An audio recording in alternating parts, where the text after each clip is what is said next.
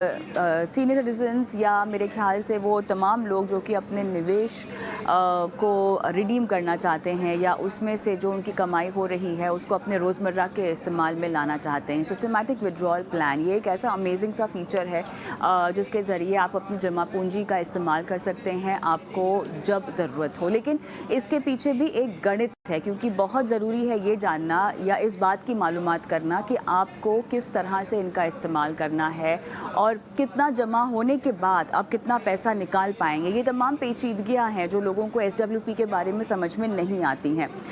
हर्ष Rungta, founder फी only investment adviser LLP, मेरे साथ जुड़ गए हैं। हर्ष, आपका स्वागत है।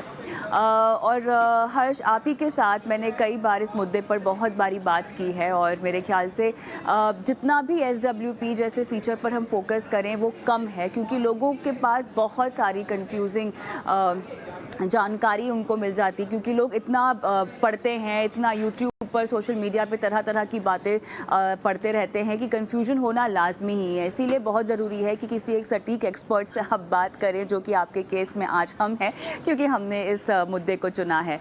हर्ष, पहले तो आसान भाषा में एक बार फिर से एसडब्ल्यूपी का मतलब आप हमको समझाएं। और बहुत सारे लोग इसको केवल सीनियर सिटीजन के लिए सुविधा समझते हैं। मेरे ख्याल से वो मिथ को भी आपको डिबस्ट करना होगा, बताते हुए कि हर किसी को, जिसको भी पैसों की ज़रूरत हो, वो एसडब्ल्यूपी का इस्तेमाल कर सकते हैं। हाँ, पेंशनर्स और रिटायरीज इसका बहुत अच्छे से इस्तेमाल कर सकते हैं अपनी जमा पूंजी का, लेकिन इसका मतलब यही नहीं कि ये फीचर केवल उन्हीं के लिए है। हर्ष। तो जैसे आपने कहा, एसडब्ल्यूपी सिस्टमैटिक विड्रॉवल प्लान, एक प्री डिसाइडेड अमाउंट जो आपने पहले से नक्की करी है, वो आप हर महीने एक म्यूचुअल फंड स्कीम से निकालें। वो आप इंस्ट्रक्शन दे सकते हैं कि पर्टिकुलर महीने, पर्टिकुलर वीक, टिपिकली महीने का होता है नॉर्मली, तो हर महीने इतनी अमाउंट इस स्कीम में से निकाल के मेरे बैंक अकाउंट में ट्रांसफर कर दीजिए। तो वो वर्क करता है, सैलरी की तरह वो मिमिक करता है उसको। अगर आप महीने का करें तो लिटरली जैसे सैलरी महीने के एंड में आपके अकाउंट में आ जाती है, वैसे ही एक ये सैलरी आपके अकाउंट में आ जाती है जो आपकी जमा पूंजी है उसमें से। तो ये बहुत ही पावरफुल फीचर है और इसके पावर्स हम बाद में भी बात करेंगे, लेकिन इसको आप चेंज कर सकते हैं। क्योंकि समझो आज आपने शुरू किया कुछ से 50,000 रुपए हर महीने निकाले, साल भर हो गया, बाद में आपको लग रहा है कि अब 50,000 से मेरे खर्चे बढ़ गए हैं और अब मुझे 53,000 रुपए निकालने हैं। तो अगले अगले महीने से आप कभी भी चेंज कर सकते हैं, 53,000 निकाल सकते हैं, रिवर्स भी कर सकते हैं। आप ये कह सकते हैं कि मुझे इतने पैसों की नहीं जरूरत है, तो मैं एक काम करता हूँ, अब थोड़े दिनों के लिए मुझे सिर्फ 40,000 चाहिए। तो ये सारी फैसिलिटी आपके पास है और जब तक आपकी जमा पूंजी वहां पर है, उसमें से ये पैसे निकलते रहेंगे, आपके बैंक अकाउंट में एक निश्चित तिथि को आते रहेंगे। इसका सबसे बड़ा एडवांटेज, और ये क्यों इतना पॉपुलर नहीं हुआ है, वो है ये जो एक मिथ ही कह सकते हैं इसको, कि एक सेकंड इनकम होनी चाहिए, बिल्कुल होनी चाहिए सेकंड इनकम। लेकिन लोगों को ये कैपिटल कि मेरी जमा पूंजी अलग होनी चाहिए और इनकम अलग से आती रहनी चाहिए, जमा पूंजी वहां की वहां रहे। ओके। और अलग से वो इनकम मेरी आती रहे। ये बहुत ज्यादा, जिसे कहते हैं कि अनफ्रेंडली तरीका है पैसे निकालने का, सेकंड इनकम निकालने का। और इसका मैंने उदाहरण दिया था, जो मैंने आर्टिकल लिखा था, कि आप ये मानिए कि आपके घर के बाहर आपने एक टंकी बना रखी है जिसमें 1 लाख रुपए आपके हैं जो आपने डाल रखे हैं। 1 लाख लीटर पानी है जो आपका पानी है, आपने डाल रखा है। उस 1 लाख लीटर पानी के बनिस्पत आपको म्युनिसिपल अथॉरिटीज जो है 6,000 लीटर पानी सप्लाई करते हैं हर साल। अब अगर वो 6,000 लीटर और आपको टैक्स देना है, जो भी म्युनिसिपल का पानी आप घर में यूज करेंगे उस पे टैक्स देना है। अब अगर वो म्युनिसिपल का पानी आप डायरेक्टली घर पे मंगाते हैं और आपका एक्सटर्नल टैंक में वही का वही 1 लाख लीटर पड़ा रहता है, तो वो 6,000 लीटर पे आपको फुल टैक्स देना पड़ेगा। इसके इंस्टेड ऑफ डूइंग दैट, अगर आपने यही 6 लाख लीटर पानी एक्सटर्नल टैंक में मंगा लिया, अब एक्सटर्नल टैंक में 1,06,000 हो गया, जिसका 1 लाख लीटर यानी 94% इसमें आपका ओरिजिनल पानी है, और करीबन 5.5 5.66% जो है वो ये जो म्युनिसिपल पानी आया है वो है टोटल अब 1,06,000। अब उसमें से आपने 6,000 लीटर अब घर में इस्तेमाल किया, लेकिन अब आपने एक्सटर्नल टैंक में से लिया, तो एक्सटर्नल टैंक में तो पानी मिक्स हो गया है, तो उसको अब ये माना जाएगा कि 94% यानी कि 5,660 लीटर उसमें से, जो कि 94% होता है, वो आप ही का पानी है, और 340 लीटर है वो म्युनिसिपल पानी है, उसी पे टैक्स देना होगा आपको। तो आप ये देखिए कि आपकी लायबिलिटी कितनी कम हो जाती है टैक्स की। इनकम वैसी की वैसी है, आपने फर्क क्या किया कि उसको डायरेक्टली लेने के बजाय उसको जमा पूंजी में डाल दिया, और वहां से आप उतने ही पैसे निकाल रहे हैं। इसमें बहुत एडवांटेजेस है, टैक्स का एक एडवांटेज बताया।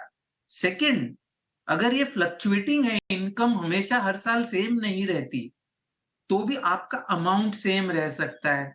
थर्ड, अगर आपको उस पैसों की जरूरत नहीं है तो आप कम विड्रॉ कर सकते हैं, आपको ज्यादा के पैसों की जरूरत है तो आप ज्यादा विड्रॉ कर सकते हैं।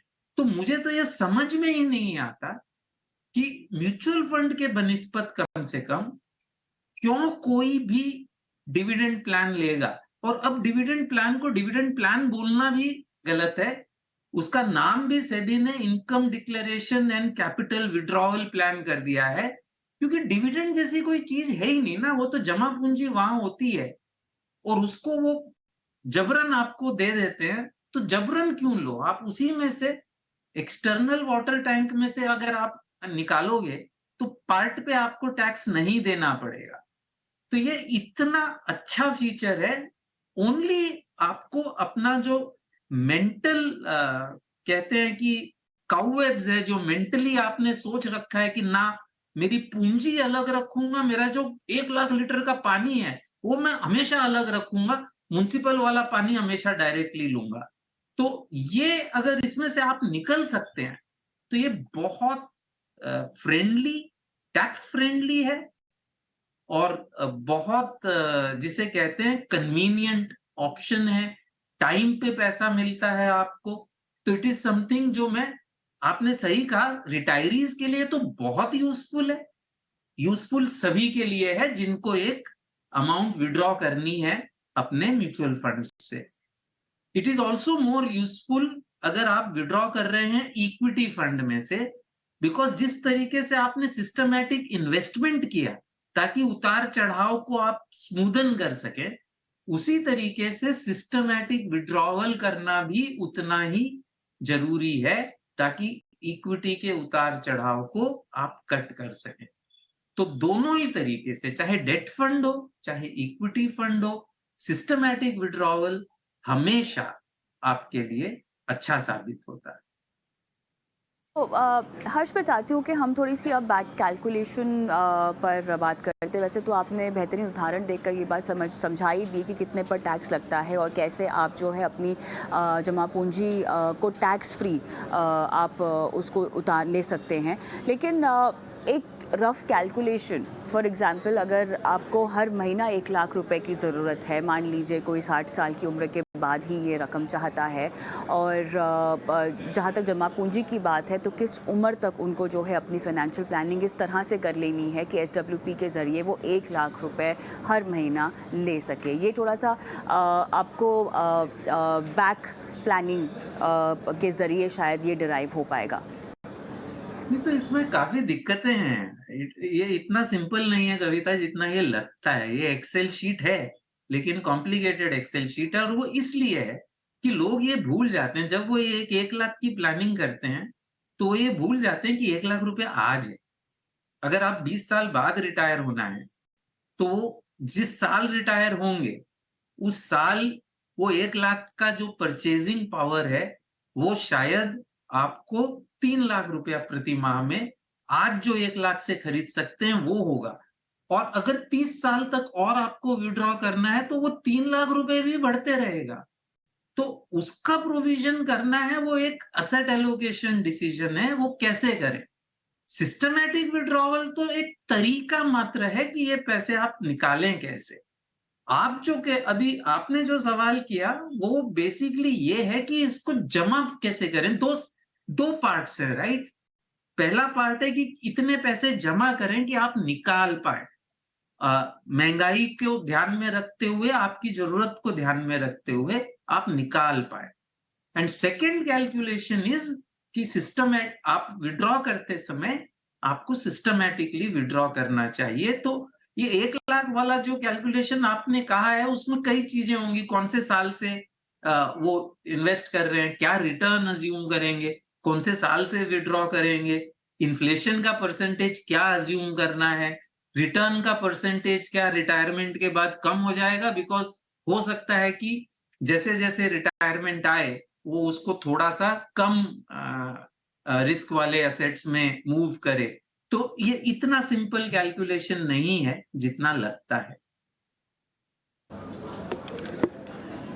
ऑलराइट, चलिए मेरे ख्याल से बाकी तमाम समझाइश तो उदाहरण के तौर पे आपने दे ही दी है, और बाकी दर्शकों के सवाल जैसे समय आते रहेंगे वैसे वैसे हर्ष आपको शो पर बुलाते रहेंगे और SWP के बाकी तमाम मंत्र आपको समझाने को कहेंगे। धन्यवाद फिलहाल आपका समय निकाला आपने इस बेहद खास पेशकश के लिए।